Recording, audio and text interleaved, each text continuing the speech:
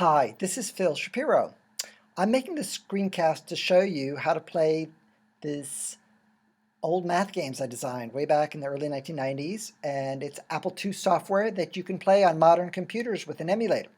So let's take a peek. Number Games 1. I'm booting it up in Virtual 2 on a Mac. You can use this on Windows. There's some software, free software called WinApple that you can download, and the software runs great. You could probably also run this on Linux, maybe even on a Raspberry Pi. Wouldn't that be cool? Apple II software on a Raspberry Pi, that'd be cool.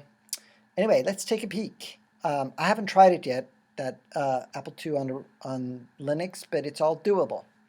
So this is called Number Games 1. In the old days, we used to call it shareware, where people could send in a donation. You can still send me a donation if you want. Press spacebar to start. I'm making this video just to show this one game, Sara's Number Game, which is kind of a neat little math game with a video game component. You do like 5 or 10 math questions, and they give you the video game, and then after the video game, you get to play that just for a little bit, and then it's a kind of coordination game, and then it goes back to the numbers, and then you go back and forth.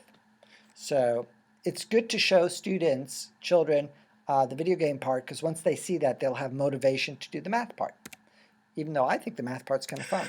So it's called Sara's Number Game, named after Sara Moberg. I haven't seen Sara in a while. I hope she's doing okay. And press spacebar to start. My friend Bernie Benson helped me make this. You get to choose different target numbers to play with in this game. Let's try 100.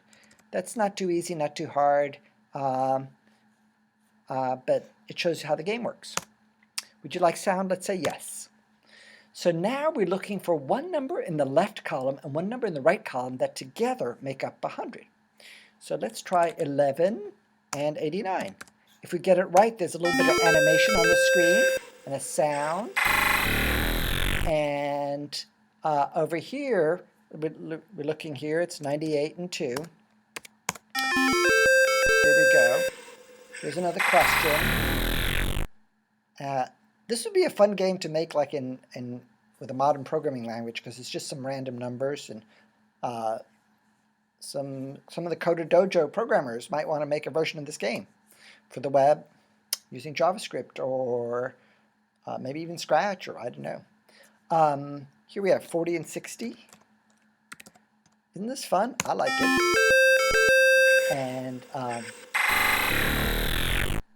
And then over here we have 89 and 11 again.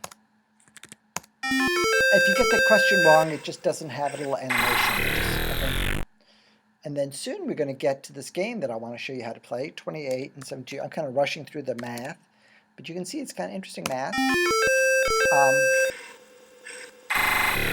Now we get to capture the gnops. So gnops is Pong spelled backwards. So it's just a little game that I invented. It doesn't even have any rules to it. The 3 keys, it's a keyboard game, no mouse.